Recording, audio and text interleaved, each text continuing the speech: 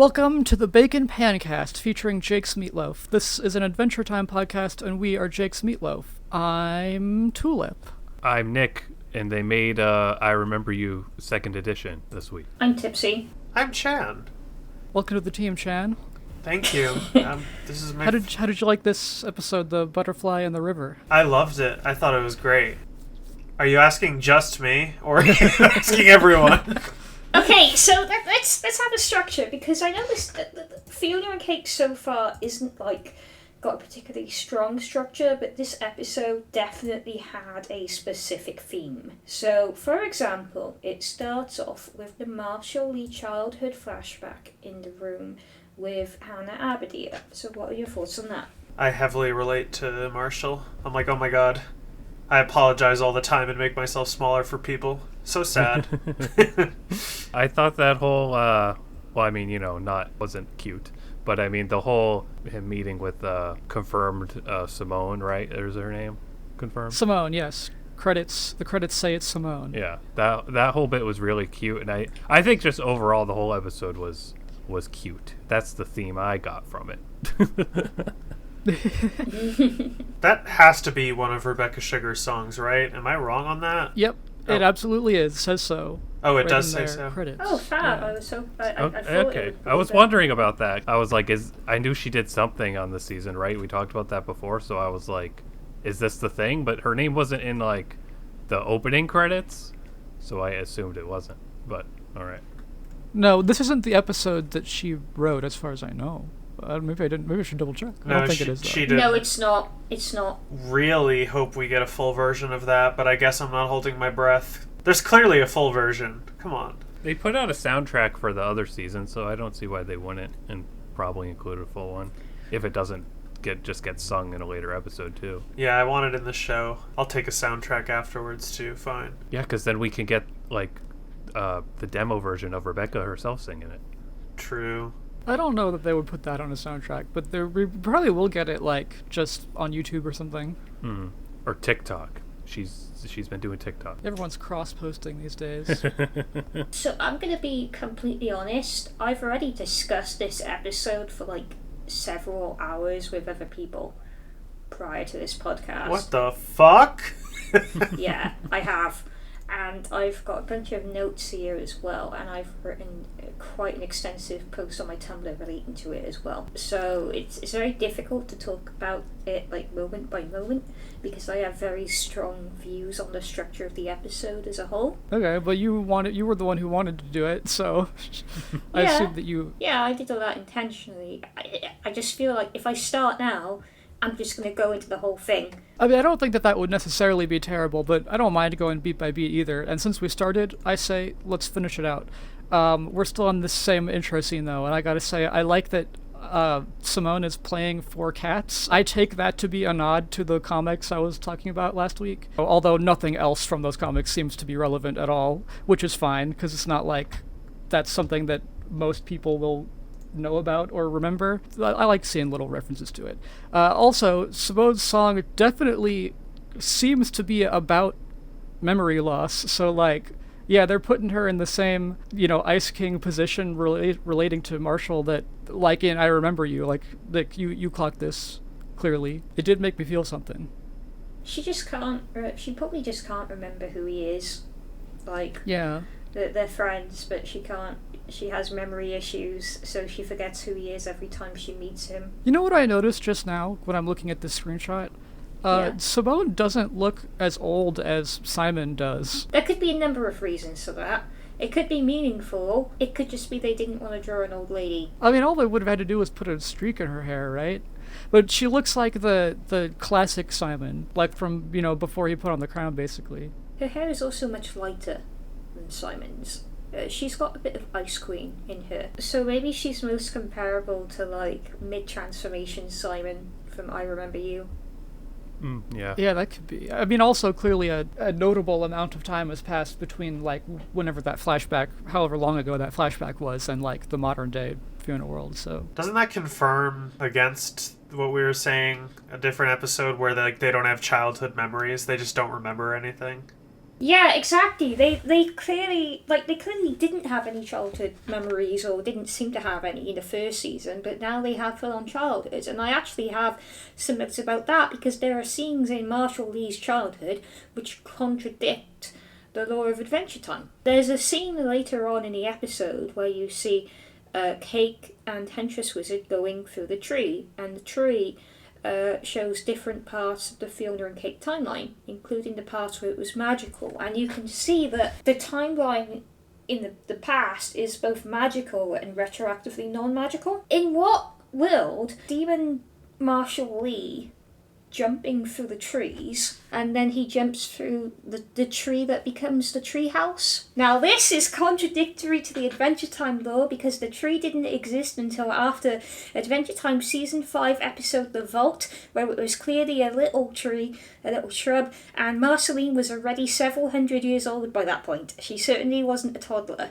Whoa. True. So the tree in the Fionna and Cake world is older.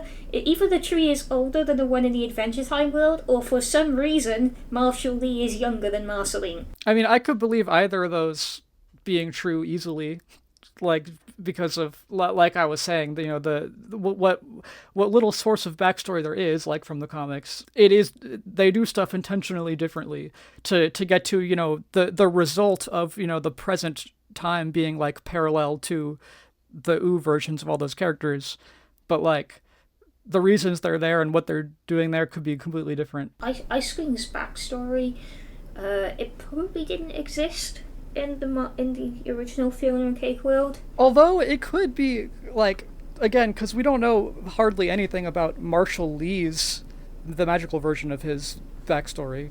Like, you know, we know Marceline hasn't historically actually spent that much time with Hudson, but, you know, maybe in Gender Swap World, Hannah was, like, actually around in his life a lot more. I mean, it looks like that here, but obviously there's also a lot of differences between here and whatever it would have been before. So the main plot thread of this episode is Marshall Lee and Gumball.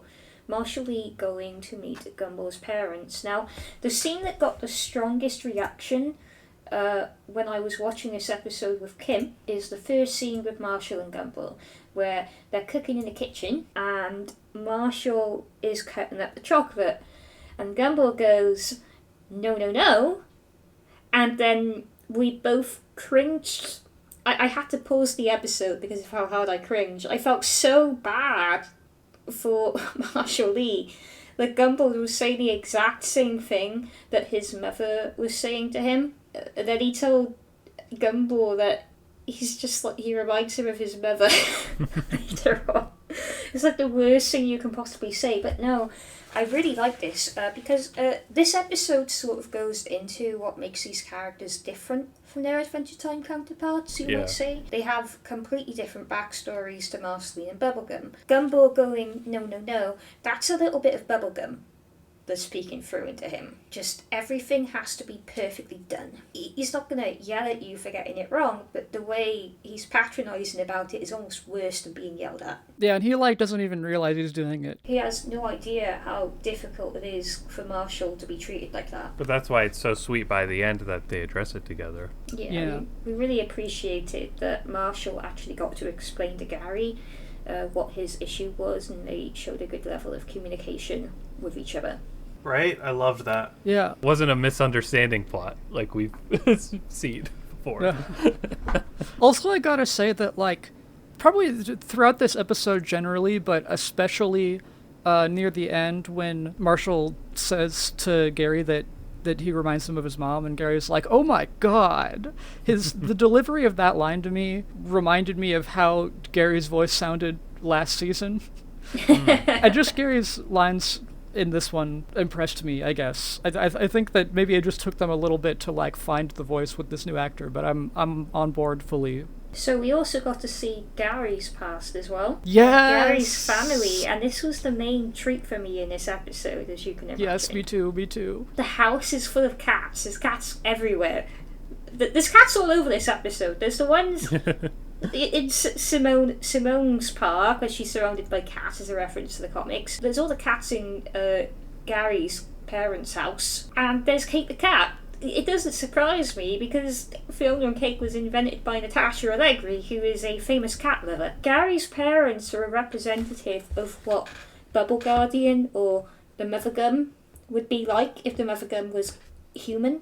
Yeah, and 2 people or more? Question mark. If Bubblegum's parents were human, more question mark. Yeah. There was that line where you said you have already got 2 men. But I'm like, where's the others? That was my question. I was like, did I miss something? What was that? Yeah. No, I mean, they didn't explain. I think the most likely explanation of that is that, you know, he's talking about Gary as being the other man that she has, but, like... Yeah. They don't make it, they don't clarify. Because it's what was everywhere. If there was like a polycule like the Mother Gun is, then surely we'd see photos of other people. Though it is really funny how Gary's parents look exactly like each other and neither of them look like him. And also Nellie, I love Nellie. Nellie's the best because they take the very bare bones concept of Nettie, which is someone who just can't deal with other people and just wants to hide forever. Clearly like an allegory, right, for autism. He just is sheltered by Bubblegum forever, and he never really relates with her, and she yearns for a connection with him, right? Nellie, the human personification of that, is what you would get for a human hermit, in that she is a basement baby who posts animes on the internet. Cat girls.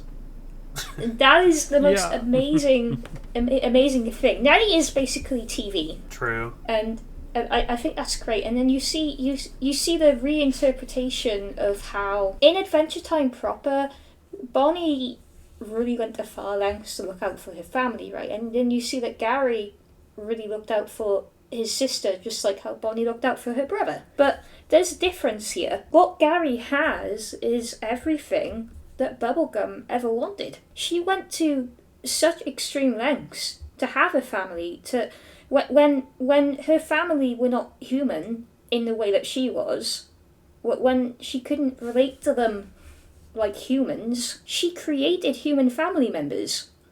I say human, I mean humanoid, but... Yeah, people who think the same way she does, at least.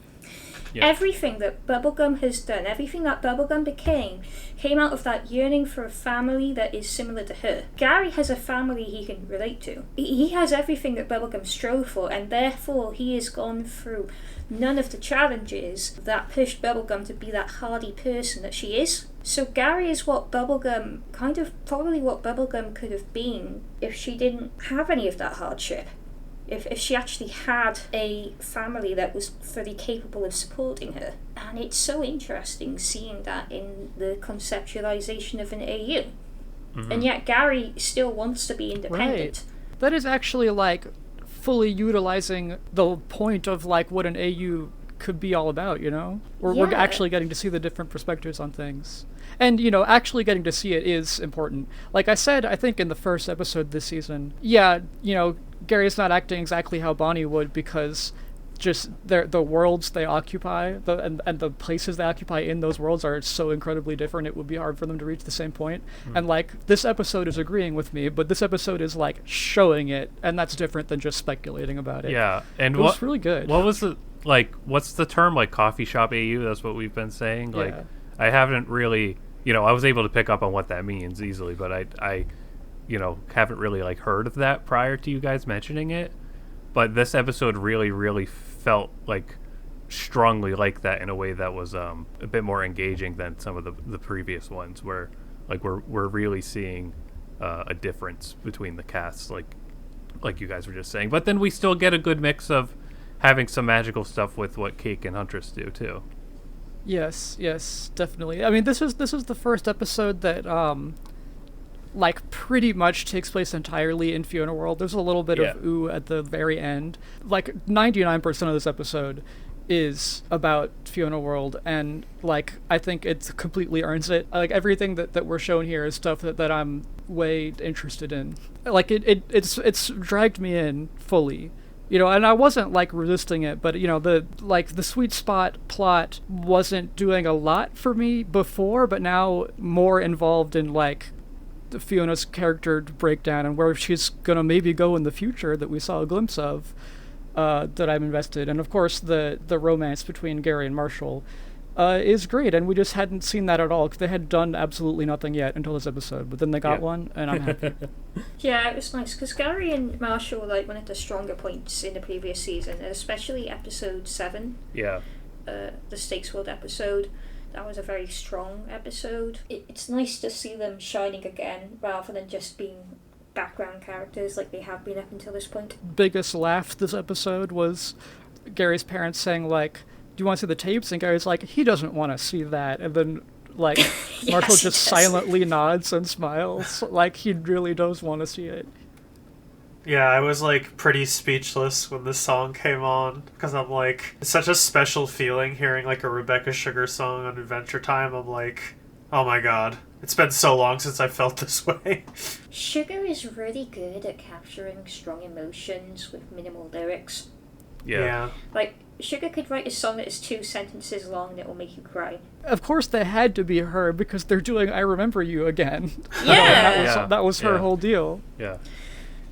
So this episode, I have like 3 different perspectives on it, right? There is viewing the episode as a critic, kind of our job in this podcast, kind of what I want to do. There's viewing the episode as an Adventure Time fan, which is what I will be doing because I've been watching Adventure Time since 2012.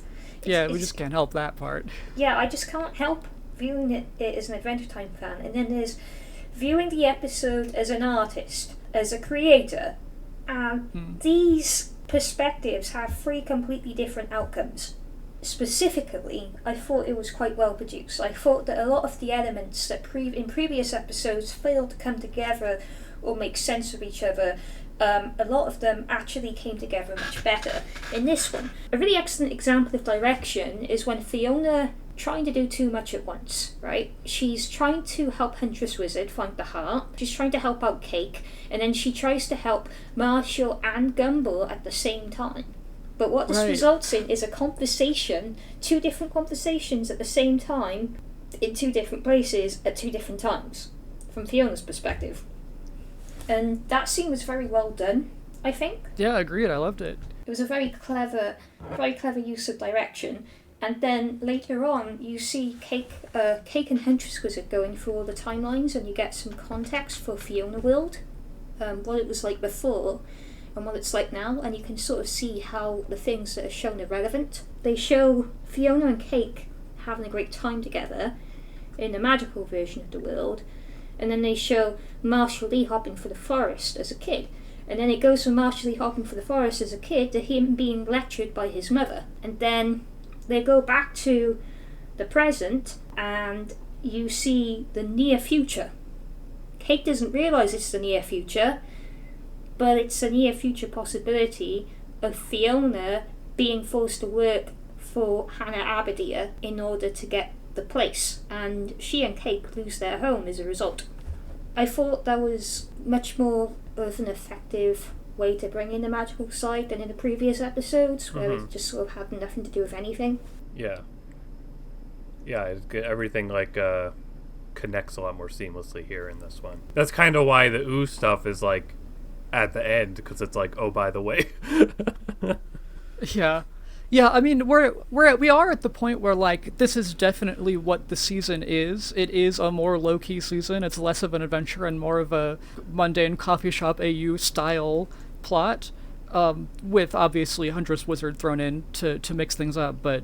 Well, that's kind of what I mean, though. Like, if you view the season as an Adventure Time fan, it's disappointing because you're stuck with alternate versions of the characters. Every episode until now, and especially in the last one, I was feeling like things are kind of moving slowly because they've got a lot to do and, like, I don't, only so much time to do it.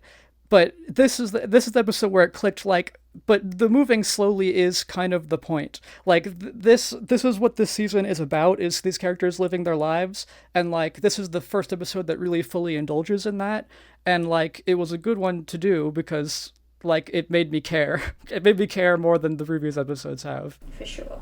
It was a treat to see the treehouse again. I knew it wasn't going to be Finn and Jake, but I was still like, oh, who's going to be in there? Finn and Jake. Here's the elephant in the room, Chan. Baby Finn is immortal. Yeah, True. he sure is. Permanently a baby, as we've said. Just Which means he must be 29 years old. Not only is Baby Finn going to be a baby forever, he's going to be a baby forever. unless he gets eaten by a God. butterfly. Yeah. That entire joke was really good. In reference to the butterfly effect, can someone remind me who's more familiar with the butterfly effect? Like what they say, like if you like mess with a butterfly in an old timeline, you might change the entire future. Is that the gist of it? Yeah. Yeah, pretty much. If there's a butterfly, you have to save it. Yeah, Yeah. she said you can't let a butterfly die if you're in the past. Which is such a funny, like, I bet she saw that movie or whatever she's remembering, like, when she was a house cat. So it's like a half-formed memory for her. I quite enjoyed Huntress and Cake's dynamic, to be Yeah, honest. that's exactly what I was going to say. That was very surprisingly Yeah. very funny. It was so funny, just the very start of this episode. First of all, the only thing Cake has in her apartment is dressers, because, like, Jake sleeps in a dresser in Adventure Time. That's adorable. And also, Huntress Wizard is just there. Like, she became their roommate, like, off-screen. Yeah. They all live together now. We need a Huntress Wizard being naked counter in this season. We're at like I mean, 4 now. do you count every time she's in the intro? Every No, episode? that will count as one. Just Yeah. one. Were you there yesterday, Tulip, when I compared this season to Bee and Puppy Cat? I think I saw you write that out in text, but I don't remember if I heard you say it. Talk Yeah. about it. Yeah, okay. So, Bee and Puppy Cat is a series that, if you view it from the critical lens of what TV show it's supposed to be, it completely falls apart because not much happens for the entire show and it's rather incoherent. If you were to name a character arc in the show, I wouldn't be able to point one out. It's a really well loved show. And that's because, as a piece of art, Natasha Allegri was just able to do whatever it was she wanted. It's incredibly vibes-based. But yeah, the show, especially the, like, full Netflix season, Bee and Puppy Cat, is, like, incredibly emotional, but, like, hardly anything else at all. Like, the actual beat-to-beat plots are, like, you said it, like, kind of incomprehensible, but also I love that about it. Yeah, and the pilot for Bee and Puppy Cat is a lot more like a regular cartoon episode, right? Bee goes through shenanigans, she finds her cat, she gets magical powers, goes on an adventure, and then goes back home at the end of the episode. But the series of Bee and Puppy Cat is much more low-key. In fact, the first 4 episodes, which had a mid-season finale, the mid-season finale was Bee and Puppy Cat go to the beach. That's the episode. And I was like waiting because there was a massive Kickstarter for this series, right? And I was like, when's something interesting gonna happen? And then more of it came out. I was like, oh crap, that's it. This is the series. Oh my god. But that's why Bee and Puppy Cat is such a vibe. Now this series, it doesn't quite land that way. It's not as good at being vibes-based as Bee and Puppy Cat. It's still very much weighed down by being an Adventure Time season and a sequel to the first season of Fionna and Cake. Like, the first season of Fionna and Cake, like, if we go back to the reviews of it, I have said a lot of very critical things about it. I didn't like many of the stylistic changes it made from Adventure Time.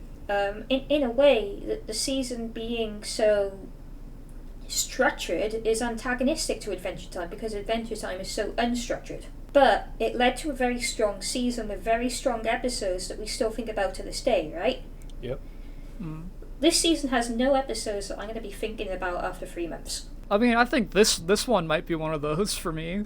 I don't know, because if you're comparing it to like Adventure Time or to Fionna and Cake season 1, there are some real hard hitters in those series. But the thing is, this season isn't afraid to be bad, if that makes any sense. It's not afraid to be bad, and in a way that makes it far more like Adventure Time than anything else that has come out since the series ended. The Adventure Time finale wasn't afraid to be bad.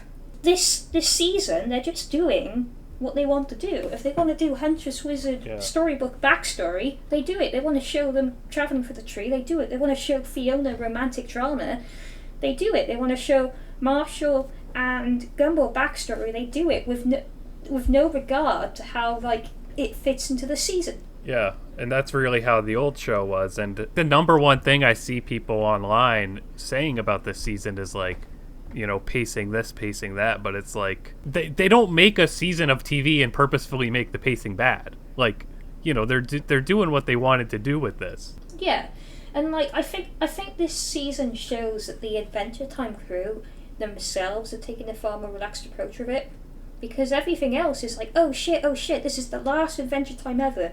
Okay, we swear this is going to be the last Adventure Time ever. We got to make it the best Adventure Time there is, and they feel really pressured at making a good mini-series or a good movie. This one, they don't care. They're like, Yeah. alright, let's make something fun. Let's put in tiny cheers. Why not? Yeah, exactly. That is 100% what the first season was compared to this one. And also, this might be a little bit sad, but do you guys hear about, there's like a recent Adamuto interview, it's just like a little like 3-minute clip or something on YouTube, that's how I saw it, where he's at like some kind of convention or something, and he's being interviewed by a guy with a microphone and a camera.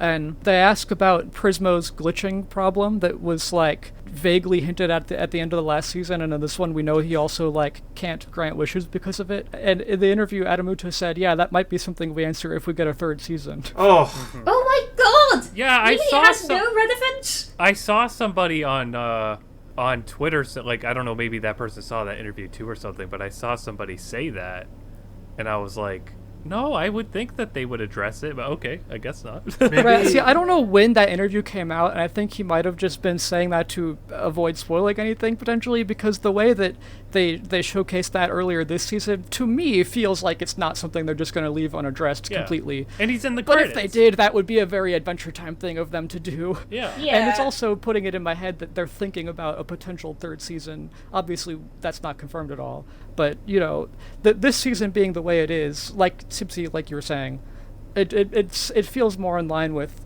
they're just doing whatever they want because they know they might be able to do more funny stuff later. Yeah. And I would like to reiterate, though, that, like a lot of what I see on Twitter is, like, people talking about pacing, but on TikTok, people are eating up all the, like, relatability of Fiona's personality and situation and stuff. Like, there's been some AMV type things on TikTok about this season that have, like, a ton of more views than I would have ever thought. So there's people watching this that are loving it. There are people. Fiona has a big fandom. Fiona Yeah. has a really big fandom, especially among the girls in the Adventure Time community. Both the girls who were girls when Adventure Time was coming out, and the girls who became girls after Adventure Time came out. I'm a bit allergic to Fiona because it's like, oh, she's just a copy of Finn. But Finn is the character that had 6 seasons of Adventure Time. But there's loads of people who just go, oh shit, a girl Finn. This is amazing. She's got great character design. I'm rooting for her. Mm-hmm. She's a girl failure. That's relatable. Yeah. Fiona in this episode does show some Finn-like characteristics as well, because she just pushing herself to help other people a bit too much, but her own life is a complete disaster. Yes. Like, clearly. she has no organisation skills. She has no...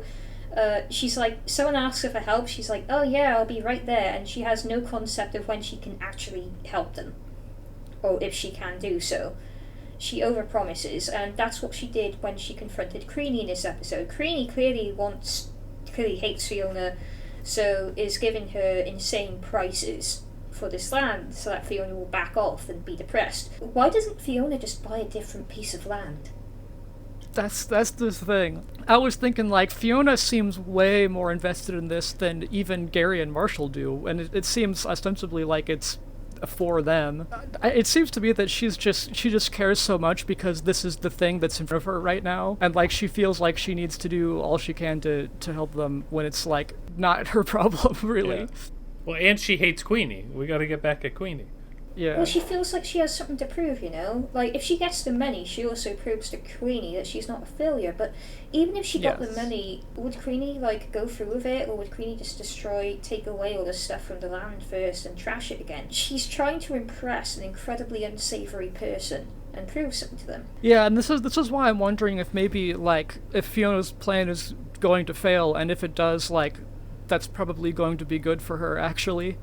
I was specifically thinking about this because of how, due to time travel, Huntress, Wizard, and Cake were like, we need to kill those butterflies, actually. We need to stop those butterflies from doing what they do, and they'll take over the world. Because we know that butterflies kind of metaphorically represent Finn, and so therefore might be the same of Fiona, and I was thinking about, what does that mean if, like, the happy resolution to this episode is Cake squashes a butterfly? Maybe Cake is going to have to put a stop to what Fiona tries to get into later. It's metaphorical. It is good to think about. I never thought about that. Yeah. I love that for Cake. Like, she just destroys the spiders and the butterflies. We'll see what happens. I saved and endangered the future. And she said so right after seeing the future in which Fiona clearly put herself in an undesirable situation. Yeah. So there's another scene which I don't really want to talk about. The final scene of the episode, we're in the land of Vu and we're in the hospital, and they're all watching Finn, and then Finn starts to shrivel up a little bit, and everyone shrieks. What do you think of that? You know, I think they're really trying very hard to convince us that he could actually die here, but by making him start to turn into an old man before he's actually old. I was actually thinking the same thing. I was like, is that what they're trying to do? Like, be like, Yeah. oh, he might turn old and wrinkly, which means that he might actually be dying. Yeah, but even if they do that, there's still like a bunch of plot holes that need to Yeah. be plugged up. Like, you do that. Like, if you look at Together Again, it's not just that Finn was there. Tiffany was also there. A bunch of characters were there who were still alive. Peppermint Butler was Princess of the Candy Kingdom. Peppermint Butler is clearly not Princess of the Candy Kingdom right So now. they're probably not doing that. Like, they're probably just like, look, he's withering away, lol. Like, I guess. Yeah. I think they're teasing it. They're just... It's just that we're too sharp. We're not going to fall for it. Or if they do go through with it and they kill Finn, then they're fucking with Together Again, which is a big no from me.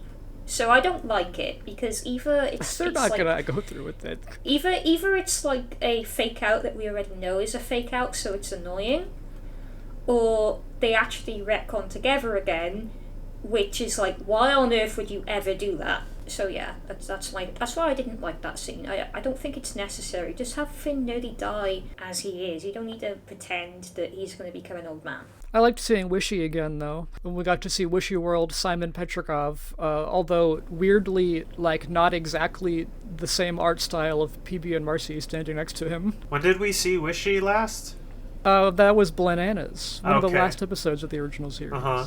Yeah, and also, we didn't actually get any demonic wishing eye lore this episode, Sag, but also Terrible. who cares? This, episode was about other things that I ended up caring about more. Well, it makes me annoyed though, because they didn't just bring up the demonic wishing eye within this episode. They teased it in the last episode, Yeah, that's kind of weird.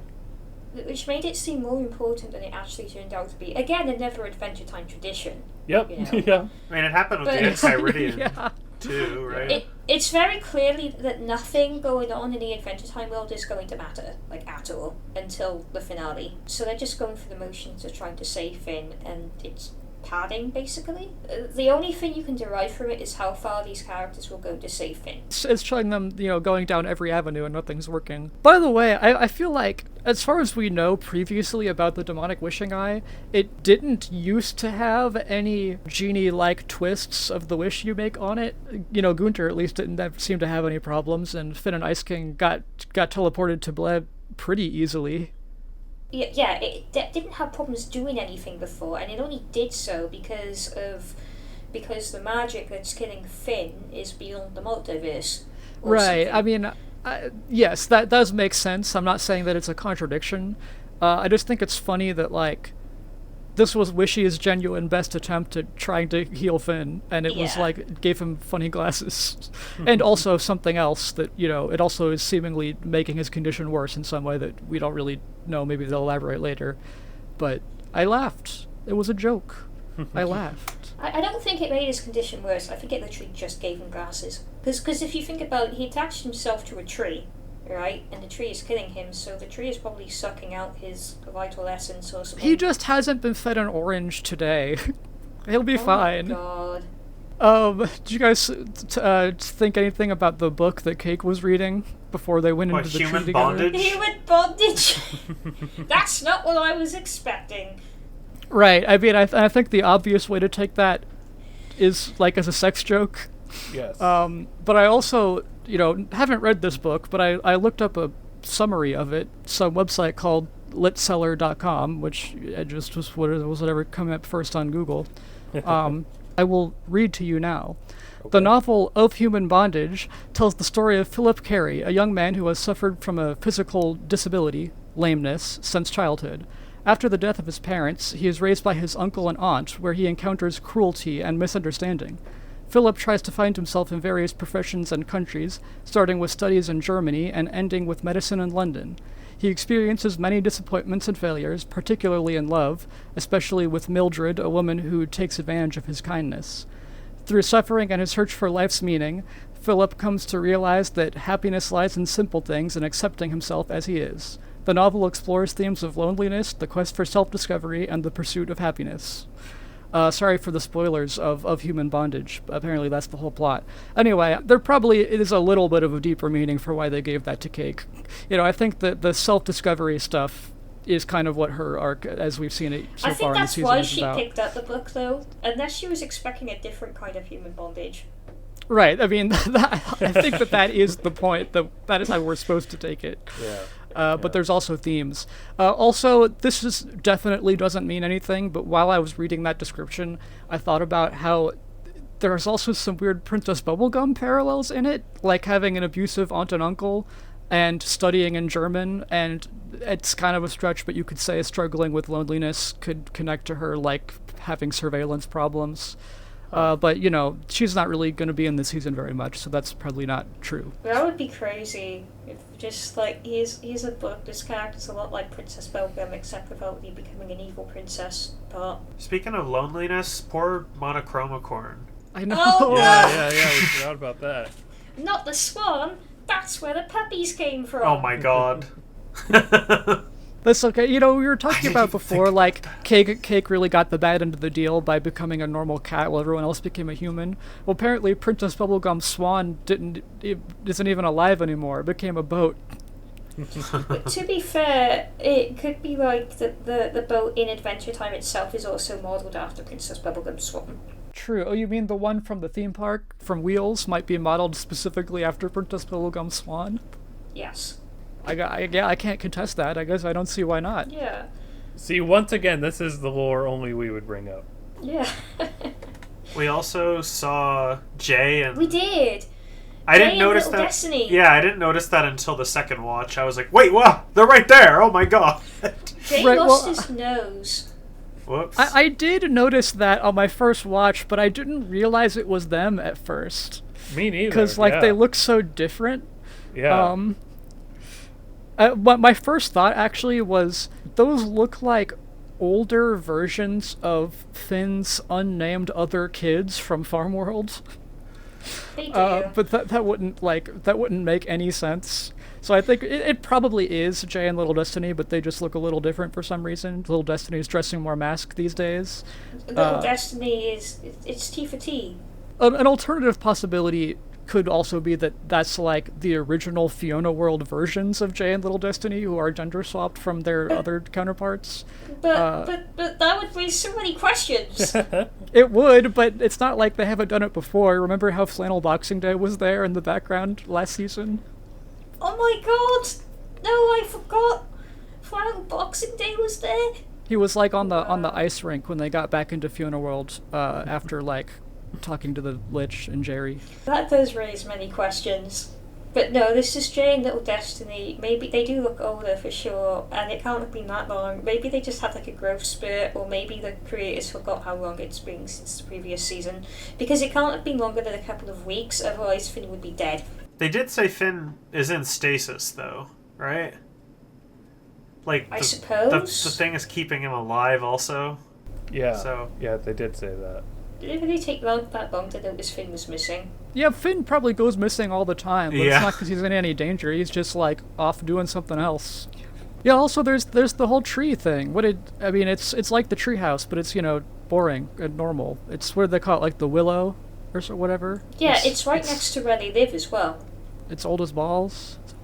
Yeah, it's on this wall. That was cool. Definitively now, we saw tiny cheers in last episode, and that was like, well, that's very weird for Fiona World, but I guess there are some little people. And then this episode, I kind of thought, like, early on in the scene in Gary's apartment when he got like a giant chocolate bar, I was like, okay, so they're like edging us slowly more and more into the realm of absurdity just being a normal thing here.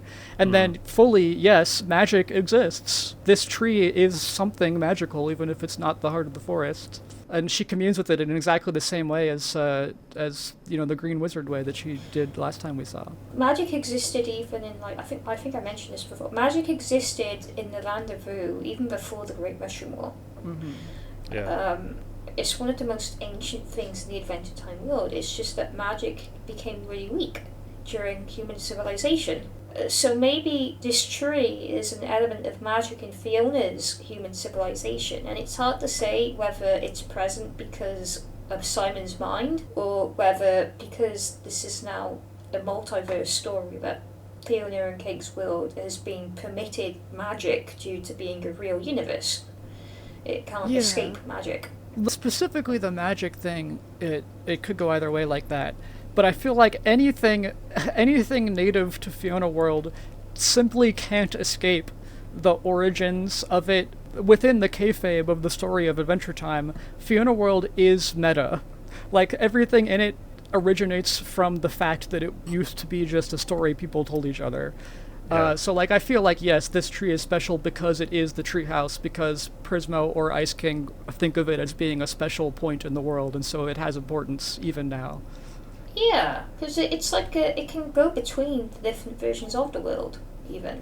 And then they're going through it, and it goes to different points in time, not different universes. Which reminded me strongly of an episode of the show Hilda. They had an episode in there that had a very similar, like, tree that you go into and then you come out in a different time period.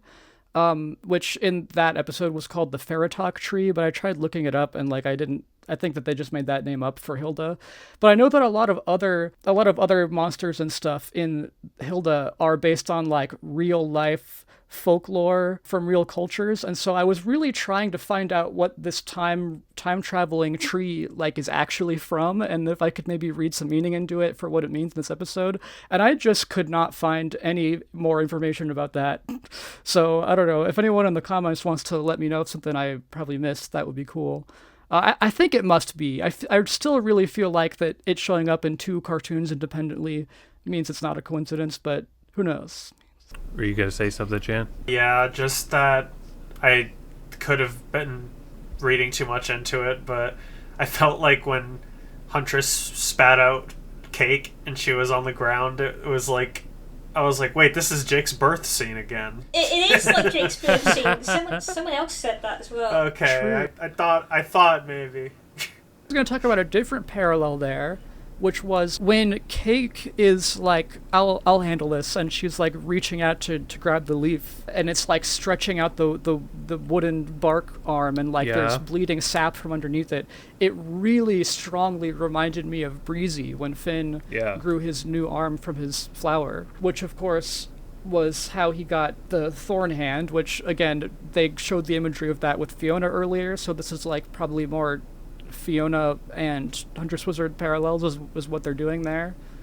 I wonder if Cake being the one to do it means something. Like, is Cake playing the role of Breezy for Huntress Wizard here? And what would that mean? I don't know. More Moynihan nonsense. I love how none of us mentioned Flame Prince. Oh, yeah. Oh, that's true. He did. He was a little bit in this episode. I kind of forgot. He was like being normal. This is what I wanted him to be like. Remember before I was like, I hope he's not actually an asshole. And like, yeah, I kind of see why Fiona wants him back. Although Fiona wanting him back is obviously a bad idea and might also be part of the Fiona needs to be stopped plotline where Cake needs to squash her like a butterfly. But yeah, he seems cool. He was like, he's got like a whole company or something. Or like a label, I don't know. Yeah. There was a little marshmallow kid in there who, as soon as he opened his mouth, I was like, is that Open Mike Eagle? And it was. It was Open Mike Eagle. so that's cool. Weird how it's a marshmallow kid who's voiced by son of Rat Bear. Yeah, but they wouldn't get the same guy to voice daughter of Rat Bear. True.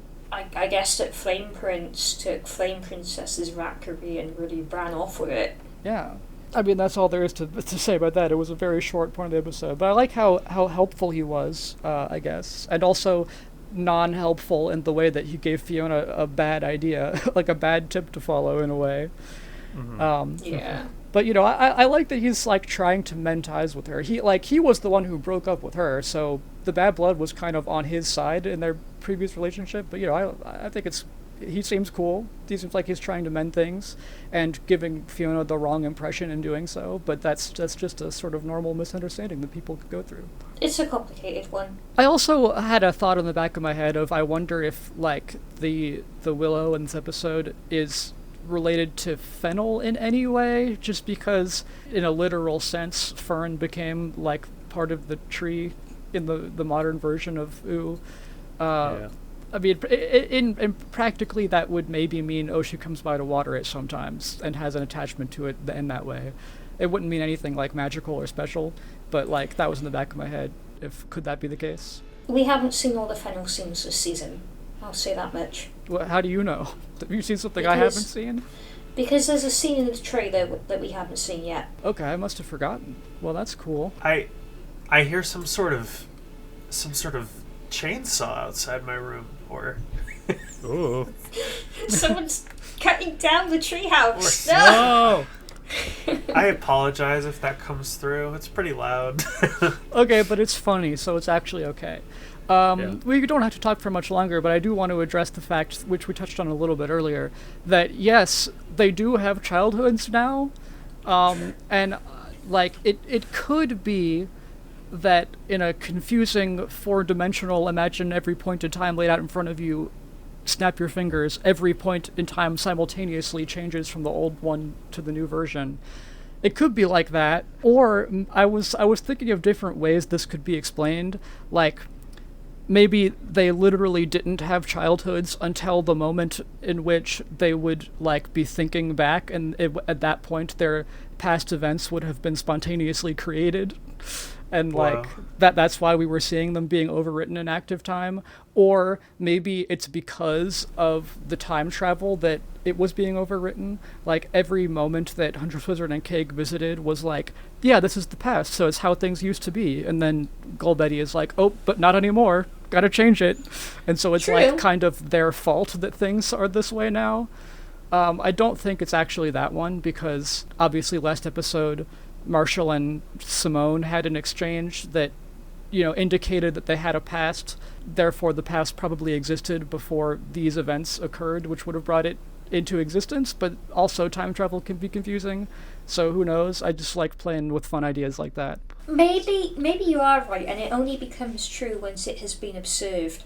But yes, it does definitely seem to disprove the idea that we were shown, well, you know, that we were led to believe, because it was kind of the only rational explanation, that the scene in the other episode with Ice Queen was like the exact point. I don't think that's actually true. In fact, based on like how Fiona was like running late to a job or whatever, like I think that point in time was probably somewhat after the finale, like years after the finale probably, and not having Fiona be a 17-year-old, you know, the same age as Finn relatively when that would have happened. Apparently the chainsaw is my washer, and that's where my clothes are. I gotta go look at that. I gotta go look at that. I'm gonna stop my recording. Okay. Is that okay? Yeah, that's fine. I mean, I think we pretty much covered everything, unless we have any last-minute thoughts that Chan will not hear. I hope Chan's clothes are okay and haven't been chainsawed into pieces.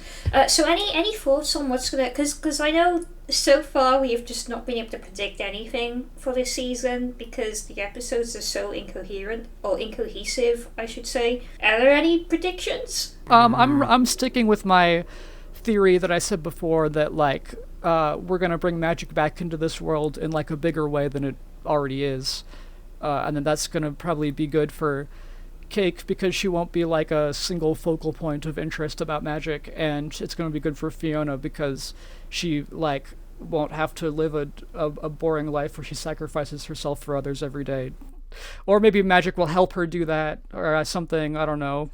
Maybe Fiona can become an animator. Sure. Because that would be wonderful, wouldn't it? Just have magic in my life and not have to worry about work anymore. Well, that's too bad, girl. Anyway, I don't know. Sure, Finn's not going to die, and if he does, it's bad. That's my only theory. Fiona's obviously not going to get back with Flame Prince. She's just going to have to reconcile with Fennel at some stage, and reconcile and apologise to Hunter, probably, and discover Yuri. If that's in the cards. We really thought that was in the cards, but we're running out of episodes for Yuri.